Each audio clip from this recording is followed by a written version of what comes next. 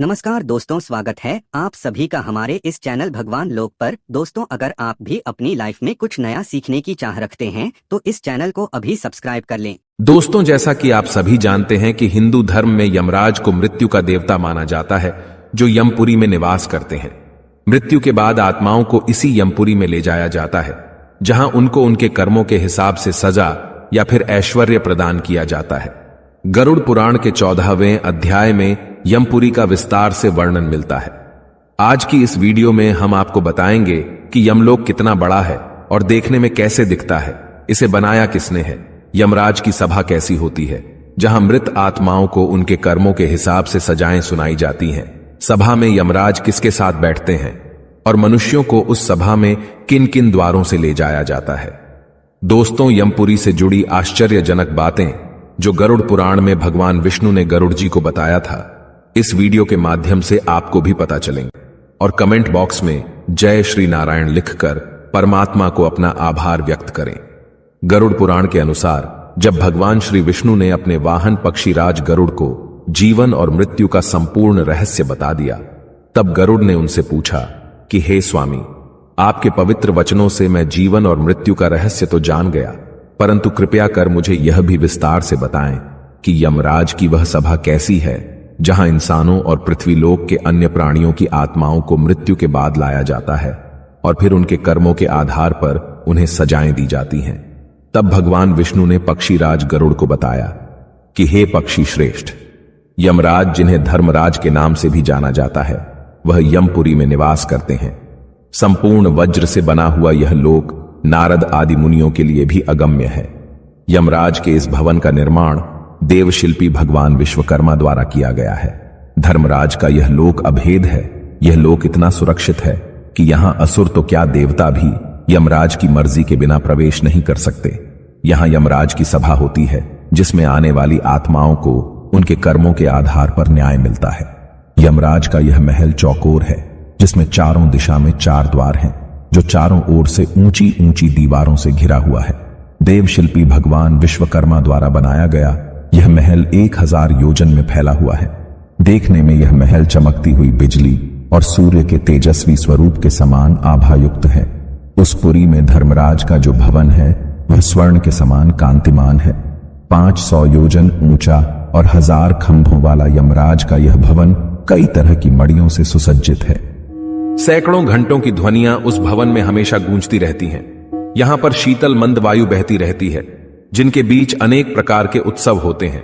यमराज की सभा बहुत विशेष है।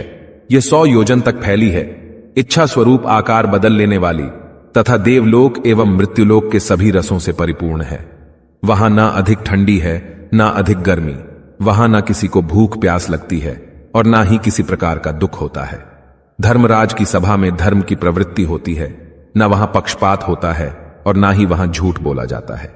लेकिन पापी मनुष्य जो दक्षिण द्वार से यमपुरी में ले जाए जाते हैं, इस सभा को देख नहीं पाते, जबकि जो मनुष्य अन्य तीनों दिशाओं से यमपुरी में लाए जाते हैं, इस सभा को देख पाते हैं। यमराज की सेवा में लगे दूतों को यमदूत कहा जाता है। यमलोक के द्वारपाल को धर्मध्वज कहा जाता है। यहां महंड और काल पुरुष नाम के 2 प्रमुख रक्षक हैं। यमलोक में मृत आत्माओं के प्रवेश के लिए 4 द्वार बनाए गए हैं। मृत्यु के बाद आत्मा को यमदूत मृतक के कर्मों के अनुसार उचित द्वार से प्रवेश कराते हैं। सात्विक विचारों वाले, माता पिता और गुरुजनों का आदर करने वाले सत्यवादी लोगों को पूर्व के दरवाजे से प्रवेश मिलता है। वहीं साधु संतों को उत्तर के द्वार से प्रवेश मिलता है और दान पुण्य करने वाले व्यक्तियों को पश्चिम द्वार से प्रवेश मिलता है, जबकि दक्षिण द्वार से पापियों को प्रवेश मिलता है। उत्तरी द्वार से जो भी आत्मा यमलोक में प्रवेश करती है, उसे किसी भी तरह के कष्टों का सामना नहीं करना पड़ता। अर्थात इस द्वार से प्रवेश का अर्थ है कि उस आत्मा को सीधे स्वर्ग में स्थान मिल जाता है। इतना ही नहीं, इस द्वार से प्रवेश करने वालों का स्वागत स्वयं अप्सराएं करती हैं। इसके अलावा यमलोक के मध्य भाग में यमराज के सहायक चित्रगुप्त का भवन बना हुआ है, जिसका विस्तार 25 योजन तक है। चित्रगुप्त का यह भवन लोहे के सरियों द्वारा चारों ओर से घिरा हुआ है, जिसमें आने जाने के लिए सैकड़ों गलियां हैं और सैकड़ों पताकाओं से सुशोभित रहता है। सैकड़ों दीपक इस भवन में प्रचलित रहते हैं। इतना ही नहीं, चित्रगुप्त के इस भवन को सुंदरतम चित्रों से सजाया गया है। इस भवन में मणियों से निर्मित एक दिव्य आसन है, जिसके ऊपर बैठकर चित्रगुप्त मनुष्यों तथा अन्य प्राणियों की आयु गणना करते हैं। साथ ही कोई भी प्राणी जो कर्म करता है वह सब कुछ चित्रगुप्त लिखते हैं। चित्रगुप्त के अलावा यमराज की सभा में कई चंद्रवंशी और सूर्यवंशी राजा होते हैं, जो सलाहकार की भूमिका निभाते हैं।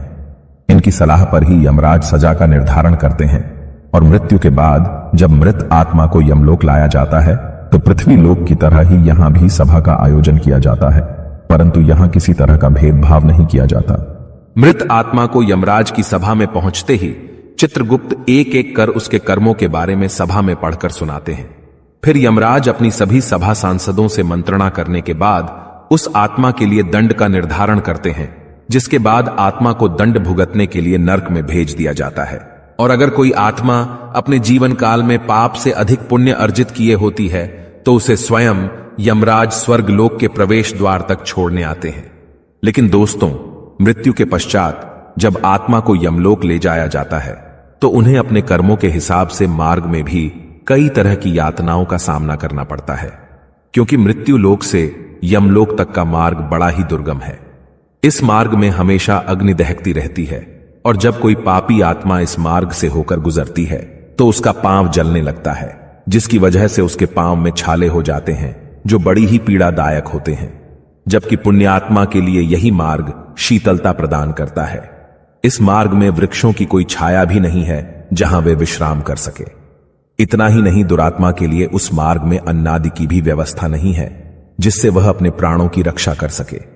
इस मार्ग में जल होते हुए भी पापी आत्मा को जल दिखाई नहीं देता जिससे वह अपनी प्यास बुझा सके, जबकि पुण्य आत्मा को इस मार्ग में वह सब कुछ मिलता है जो उसने जीवित रहते हुए दान किया था। इसीलिए हिंदू धर्म में कहा गया है कि मनुष्य को चाहिए कि वह अधिक से अधिक वस्तुओं का दान करे ताकि उसे मृत्यु के पश्चात किसी भी तरह की तकलीफों का सामना न करना पड़े, क्योंकि मृत्यु के पश्चात मनुष्यों के साथ वही जाता है जो उसने अपने जीवन काल में पाप या पुण्य अर्जित किया होता है। दोस्तों, उम्मीद करता हूं कि आपको समझ आया होगा कि यमराज की सभा कैसी दिखती है। अगर यह वीडियो आपको अच्छी लगी हो तो वीडियो को लाइक करें और अपने बंधु बांधवों को शेयर करें।